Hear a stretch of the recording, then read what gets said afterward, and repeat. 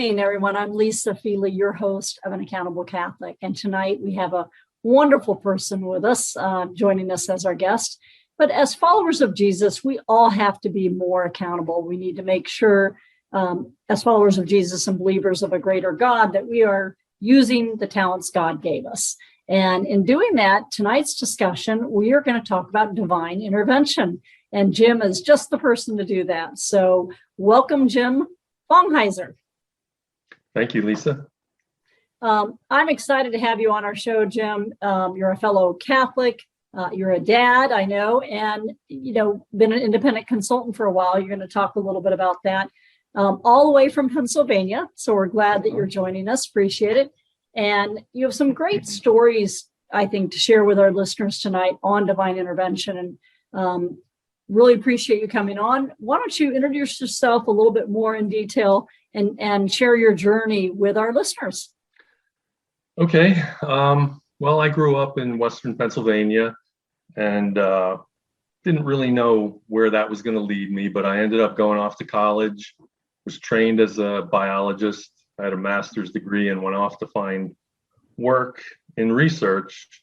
And I'll talk about that with some of the interventions in my life too. But I did research for a bit, got drafted into nuclear power in a sense. They had a need after 3 Mile Island to have people who could develop radiation protection programs.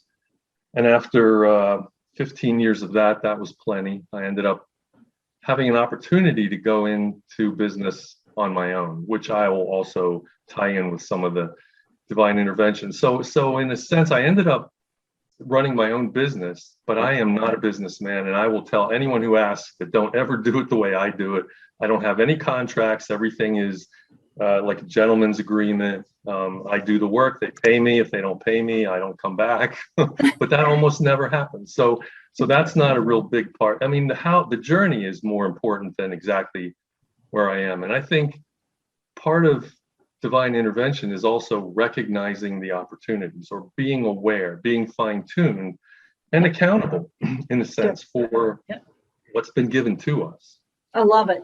Well, Jim, as we get started on tonight's topic, I love it, but I have to say, as an individual, to me, you have to have the right mindset to really appreciate the divine intervention, right? Or to recognize it. In other words, to me, and I'd love your insight on this, if someone's really confused on listening to God's truth, they're listening to so much noise. And I think that's what you and I have a lot in common. Why I love having you on the show is there's so much out there in mainstream media and social media. To me, there's a lot of wolves in sheep clothing that especially are getting to a lot of the younger generation and our other younger brothers and sisters, I guess. And so to me, if you are listening to all those untruths and you're uncertain and you're not sure what your talents are that God's given you and how to use them, it's then harder to be accountable and it's harder to accept recognize when God's trying to intervene in your life. So, I'd love for you to also talk a little bit about that as you're talking about divine intervention is how do we help, especially younger Catholics and Christians, I guess, and obviously all people who might be listening to our radio show. How do you recognize God's love and his desire to intervene and not be our own worst enemy, right? Like, oh, I heard this on the radio and must be true. We lose our way very quickly. And so I don't know if that's a true assumption on my part, that if you're really not paying attention to what the truths really are versus all this noise, to me, divine intervention, you've got to be kind of open-minded and be able to listen to God. Well, along with what you're saying is that the world today is so complicated, but yet it is so very simple. And the problem is that there is all that background noise. And what we need sometimes to hear God's voice or see our opportunities and the interventions is quiet. And we don't have quiet anymore. People wake up with their phones in their hand and are busy, distracted all day until they're asleep, till they fall asleep doing something else. And that's not, I'm not saying that as if that doesn't affect me. Of course it does. But you don't find the truth until you slow down. I found just in many things I do. There was something the other day. It's a nothing incident, but concern about a second car that was, I think, falling apart. And I was panicked because the registration was due, the inspection was due. Am I going to get rid of it? Am I going to fix it? And I was so worried about it. It was nothing. As soon as I paused for a minute, I realized there's only, it's so simple that I can't even tell you how simple it was to just get to the next step. But I wasn't even able to listen because I was so caught up in other things. Right. So that's not really, there was no real divine intervention there. It was just a breathing. If I breathe for a minute, I'll see the solution. Right. It was easy. But just some little tips that help us remember to do that, so that if divine intervention comes, we're paying attention. I guess I agree with you wholeheartedly. If you're running 1,000,000 miles an hour and you don't have, my parents always said, take time to smell the roses. If you're not going to take the time, life's going to fly by, right? Exactly. And you and I may not be unique. Well, we're not unique in this. Everybody has these opportunities and these interventions are there. But do we see them? Or do we sometimes just consider them coincidences? Like, wasn't that a coincidence? But I don't believe in that. I think things happen for reasons. And I don't like to think of God as a big puppet master pulling every string, but he's certainly the director of the whole process. So when needed, there's interventions that are available. There's grace. If we ask, we get the grace to do the things we need. We don't always see the answer right in front of us, but they're there. And there's sometimes more than one path.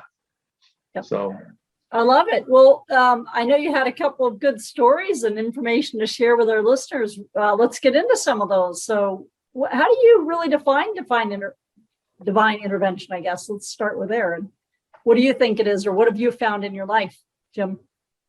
Well, I don't know how to describe it in a technical way, how grace versus angelic support and direct intervention all work. But I recognize it when I see it, and I'm not afraid or embarrassed to say when I do. But so there's been some great things and some very small things that I think fall into that category. When I graduated high school, college. I'm sorry, it was college. I graduated college. I didn't have money to go to grad school. Everybody said you should go to grad school. I just needed to get a job. We didn't have a lot of money where I came from. So I came back home. I was planning to find a job. There were no jobs where I was. But at that time, my town was hit by a pretty massive flood. The flood killed over 100 people. The town was pretty much destroyed. And I spent weeks working in emergency response, like helping. Wow. And my mother was a nurse, and we set up a station for first aid in a firehouse. And every day there was talk about finding bodies. It was a pretty hard time. So you forget that you're connected to a bigger world, because your world is now just this big. So the first phone call, we had no services, no electric, no phone, no anything. And when that was restored maybe 3 weeks later, the first call that I got was someone to see if I was alive. Well, I cried because I didn't even think of that. That wasn't even a possibility. The second call I got was from Villanova University, where I went undergrad, offering me a teaching assistantship to go to grad school. I hadn't even asked for one, and they didn't know what happened in my town. And the third call I got was from a friend who was looking for a roommate, and he was going to grad school. He was going to Temple, but so I didn't do that. That happened for me, and I went to grad school free. I was paid to be a graduate assistant, and even had a place to live, not free, but I mean, those circumstances, I don't know what would have happened for the rest of my life if I didn't have that opportunity, and I didn't do that. That was divine intervention to me. Right. And it doesn't sound like you sat back and said, let me take 6 months to make a decision. Well, that's a problem. And you know what? I don't have great decisiveness. I'm analytical, and I can do all of that on the front end, make great judgments, but I'm not real decisive. But that was right in front of me, and I recognized it for what it was, and I took it, because otherwise, you're right, it would have been gone. Right. Somebody else would have filled the spot that I was offered. It would have been gone. Right. Well, so that's great. I mean, and we hear all the time, right? And I don't ever know where, I'm sure it's somewhere in our Bible, but when God closes one door, he opens a window or what have you. But sometimes, though, you're second guessing yourself. And I think that's because I guess innately, I think that we think we're in control, but we're not in control, are we? If we're in control, No. we're in trouble. Right. Exactly. So can you give other examples as you're going sure. along on how people recognize? I loved your kind of mini stories or something. Those are great. Well, I have lots through my life. And like I said, some might seem very small, others are very big. So I think that was a big one. Sure. And a small one, I would say a small one. When I was done with grad school, I was looking for work. I was asked to stay on as an assistant professor for a while, but I had to go and find a real job. And it was hard. Research positions were, most people wanted to go on to a PhD or an MD program. I just wanted to work. So I searched hard for a long time in the whole Philadelphia area, which was full of research. Didn't find anything suitable. And I went to this place in person because that's a lost art to go somewhere in person. But exactly. I went to their HR department, handed a resume. They said they didn't have anything. And as I was leaving, a man walked into the office and started a discussion. And he asked who I was, and I explained. He took my resume, and here he was like one of the lead researchers there, and he hired me on the spot to go and do work that was incredible work that I was able to do for about a year and a half before I got my next opportunity. And again, I did a lot of the right things, but I didn't do that. That was an opportunity, a small one, but I mean, it was life-changing too. That's great. Do you have some thoughts on, do you feel like there's some people that are just special and they get all the lucky breaks in life? And I think so many people want to have, I guess we lean toward having almost a victim mindset. Well, Jim's just getting awfully lucky. I mean, all this is just luck, and I'm not getting any lucky breaks. And, and then they just want to get down where you're anxious and you're causing yourself. It's almost like that self-fulfilling prophecy if you don't have a good mindset. What are your tips or thoughts or response when people want to say, well, some people are just born unlucky and others are, have all the luck in the world?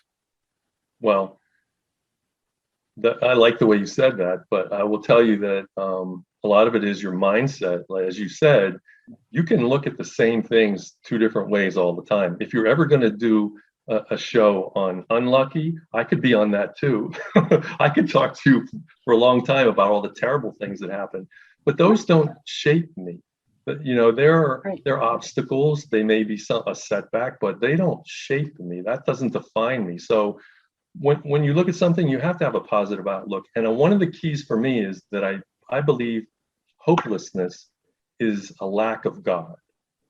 Godlessness is hopelessness. So when whatever we have that's bringing us down, we have a certain amount of space for grief and misery, and we fill it with whatever we have, and more or less, whatever grief or misery we have. And if we let that defeat us, then we'll never see these opportunities. The divine interventions will be invisible to us. I think that's huge, Jim. I love how you said that. It's like if we could repeat that several times. And I guess I shouldn't say I know. I've been fortunate enough where I guess I was taught by my lieutenant colonel father and my mom, who are very, disciplined, to just not let that happen, almost like fake it until you make it. And some people say, well, you really can't do that. But I do think if you keep smiling and keep saying, nope, we're good, I'm happy, this is going to work, it somehow works. And I don't think it's luck. I really think that I rely on God, at least from a very young age. I'm just like, you know what? I am not driving this. I mean, I'll use all the talents you gave me and I'll hit the pedal to the metal best I can. But we cannot think that we control this big wide world with, billions of people in it and what can happen. But bad stuff can happen. And, if you then look at that and say, well, man, I'm a failure, I'm terrible. I can't figure out. You don't want to ever go down that rabbit hole, I don't think. And I love how you said that, because if you've got God in your heart, for sure, if you really believe what he's told us are the truths, then you can't be hopeless. You can't be. You can't be. I mean, right? Faith, hope, and love, right? I mean, we have it. We have it in us, and then that's what goes back to why I wrote the book on being accountable. To me, you have to be accountable. Especially if you're Christian, you're called to be a moral leader. You're called to step out a little bit more than someone who just thinks they can do it all on their own. So that's why I love having you talk about this, because I think that, there's a lot of people that might not have had the luckiest life, but guess what? It was our mindset and our attitude and our closeness to keeping God in our heart to get us to see the divine intervention, right? Mm-hmm. Well, we've got to take a really quick break here. And when we come back, we've got a few more stories and then we'll wrap up. So thank you, Jim. We'll take about a minute break here. Carolina Catholic Radio is excited to announce an alliance with Lisa Feeley, author of An Accountable American. Her new book offers a blueprint to every person who wants to embrace how to be accountable. Learn how positively to impact your life and the lives of anyone around you. 50% of the book profits will be donated to a local 501c3 Catholic charity, including Carolina Catholic Radio and those affiliated with us. 2020 was a tough year for many people. Consider donating to charity by buying a copy of An Accountable American, just $20 on our website. Achieving accountability is a great way to start the new year. If you want to learn how to achieve enlightenment, peace, and prosperity, this is a great start. Now back to An Accountable Catholic Radio show. Hi, we're back from the break, and we're going to keep with some good messages, I think, on how to recognize divine intervention with a few more stories. So I didn't get a lot of detail from Jim, but he has got a great story to share. That I say great in that maybe a little bit of sadness, but it worked out well. So why don't you share a story that you were saying on how you recognized another big example of divine intervention, Jim? Sure. My older son, when he was born, there were no indications there were problems, but within a day, he was way out of the league of the hospital where he was born. Many different problems. He had his first car ride was not with me. It was in an ambulance to another hospital. And his second ride was to a third. And within a short time, they didn't have a diagnosis for him, but he had multiple anomalies and several problems in his heart. So, and he had one kidney and it didn't work right. So that became the high priority. He had kidney surgery within his first 2 weeks. And that, luckily, after a while, started to improve. But he had to go home and strengthen up for an open heart surgery to repair some serious issues. And I remember holding him, praying before handing him to the doctor, asking for an all or nothing cure. I wanted him fixed or take him. And that has haunted me ever since, because that's not what I got. And that wasn't what his plan was. But so the surgery went well, but after surgery, they needed room in the intensive care unit, and they moved him to the floor after 1 day in intensive care. And he was an infant, he was young, and I stayed with him. I wouldn't let him be alone. So at night, I'm just crashed in a chair, and a nurse came in the dark with a little flashlight to administer meds. He still had a central line cut into him for that purpose. And when the nurse left, there's no reason for this at all. It's dark. I got up, I walked around the bed, pulled his covers back, and he was bleeding out through his central line. Oh my goodness. There was and I was immediately soaked with sweat. I ran and got the nurse and brought her in, and she was so upset because they don't use central lines on the floor. That was an intensive care unit thing. And she just hadn't turned it right. And she fixed everything. It was fine. No consequences because it was done that quick. But there was no reason that I would have gotten up to do that I was being told to do that. And I matched that with that prayer that I had before. And the two come together and realize that now he's 34 years old and he's like a best friend of mine. That's what we were given, and that's what we have. And that was still, like, you can imagine the feeling, like all those emotions all at one time. Wow, what an incredible story. I love it. I have one of my own, but I don't know if it's that powerful. I think that's just incredible. But when you started to talk about a little bit, gave me an inkling of your story. The one that maybe is similar, but not that close, was that my dad, when he was getting ready to really, we felt he was in his probably last few days in a hospital. And to your point, you know, I was there on a Sunday morning, and I try never to miss Mass, but it was Palm Sunday. And I was trying to figure out, oh my gosh, how am I going to, and I was just in a regular hospital, wasn't a Catholic hospital or anything like that. We were just one of the bigger hospitals in Dallas. And so I'm just sitting there, and I thought, okay, I'll just kind of try to say some prayers. Sure. But I was trying to keep my dad was still sleeping, and I was trying to stay really quiet, but I wanted to be with him.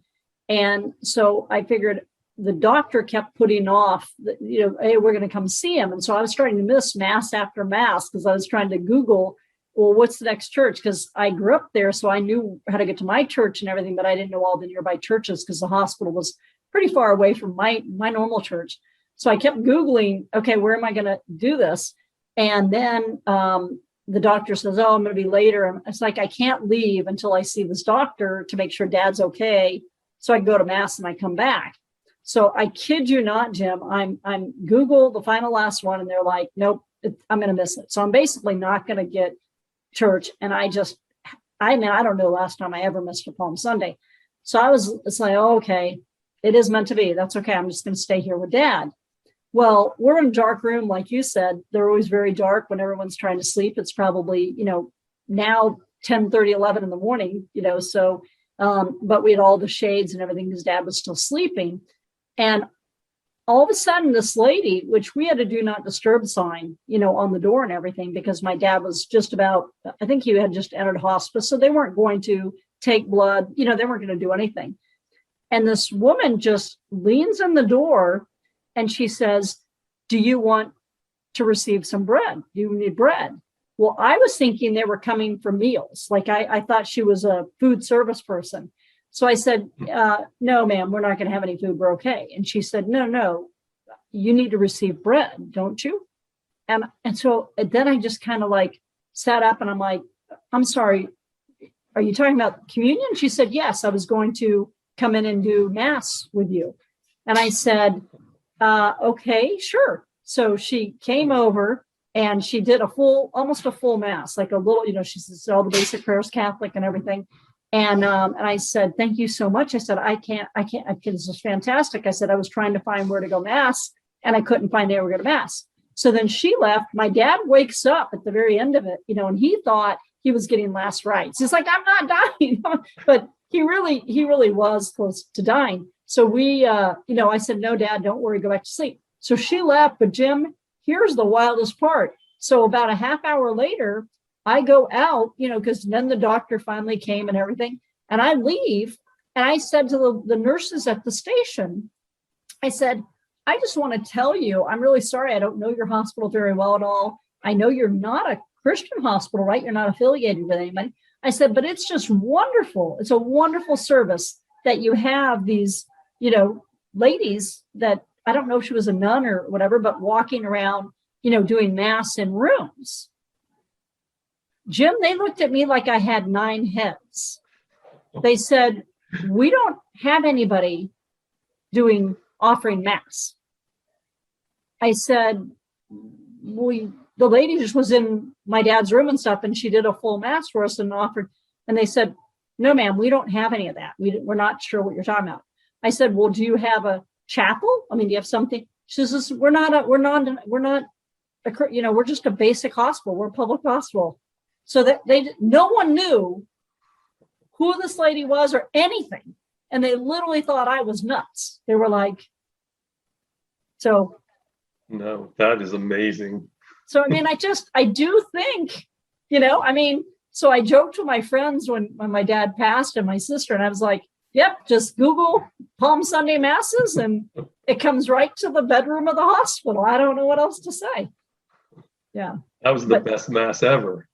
I'm telling you, I do truly, when people say, and I guess I'll leave it at that in case anybody is joining our show that's not a follower, I don't know how you can go through life with these divine interventions, with what I'll call mini miracles or mini reasons to like stop us in our paths. And you said it phenomenally.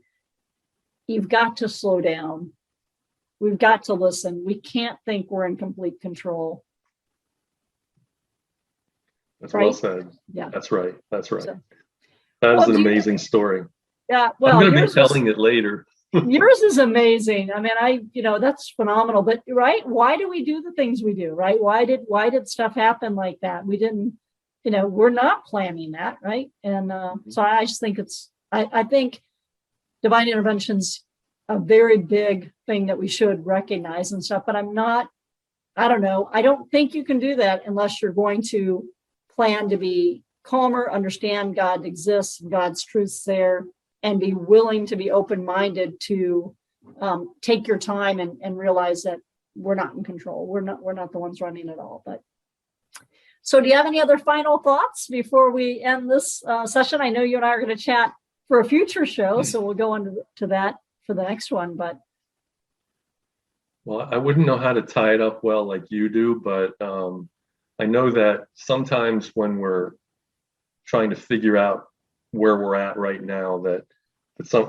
I read something from Viktor Frankl. I think that he was trying to help someone once, and he said that imagine yourself on your deathbed and define your life, give the purpose of your life. And so the person he was talking to, I don't remember their response, but he said, but you are not on your deathbed. You have from now until then to make that whatever, and factoring in your divine inspirations and everything else, you can become what you wanted to see on that deathbed. do you feel like people should really plan a plan? I mean, I guess my parents taught me, again, at a very little age or young age, if you fail to plan to fail. Because if you don't really plan, if you don't make it intentional, I guess I really feel like everything our life is given, we only have one life. I think we need to make it intentional. What do we want to do? How are we going to use the talents God gave us? What's your thoughts on that, or recommendations for, I guess, younger Christians that might be watching the show, Jim? And you and I, they're looking at a bunch of, I'm going to say more wisdom, mature. Well, I think everybody should have a plan. The problem is with the details. So you have to be flexible, because no matter what your plan is, things don't work the way. Forget what general it was. It was Eisenhower. Somebody said that every battle plan is great until the battle starts. I love it. That's right. You really have to be flexible and not overwhelmed by things that don't go your way. But if you don't have a plan, you will flounder. You won't have a sense. So the biggest thing is to not give up. You have to keep moving in a direction, and you can change directions, but you have to have that drive. You have to do something.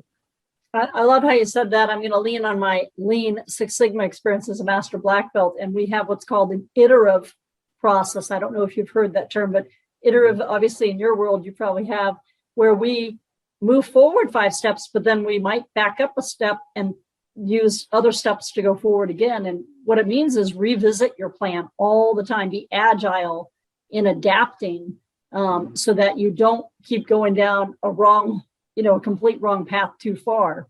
And so many people, like you say, even if they have a plan, they'll say, that's it, you're going to do these 15 steps. Well, guess what? We discovered step 9 was not the right step. So why do the other 6 or 7? We have to back up. And then other thing I would say is one of my favorite songs you and I were chatting about earlier is unanswered prayers, right? Because I think you have a plan. You say, oh, this is absolutely the way it's going to go. And I want to do this, and I want to do this, and I want to do this. I am so thankful. That song reminds us, be thankful for, those prayers not coming true sometimes, because someone else had a much bigger picture. Right? Very, very good. Yes, I agree. They're looking at, I can't remember, you might know, but someone at some point said, we think our life, we might live, if we're fortunate, 75, 80 years, but for God, that's like, that's just a wink. So it's like, we're planning and struggling, 67 years or whatever. And, he's thinking that's like not even a blade of grass, you know, or whatever. So I'd rather someone be way up above going, here's what you need to do, kid. You're not going down that. But so, well, Jim, thank you so much. Again, it's been wonderful to have you on the show. Do you have any information, or if you do, make sure you share it, and we'll put it here at the end for them to get in contact with you on, or any of your, you know, any charity or anything that you do so that we can support you in your endeavors as well. I think I'll get a chance to talk to you on other occasions about some of those. So I don't have anything that I would pass along with that right now, because everybody has their favorites anyway, right? Absolutely. But we got to all support each other. We got to get there. So, well, thank you so much. Thank you to all of our listeners for listening in. This is Lisa Feeley with An Accountable Catholic, and we would love to have you back next Thursday at 5 o'clock. So thank you, Jim, and God bless. Have a great week. Thank you. You too, Lisa.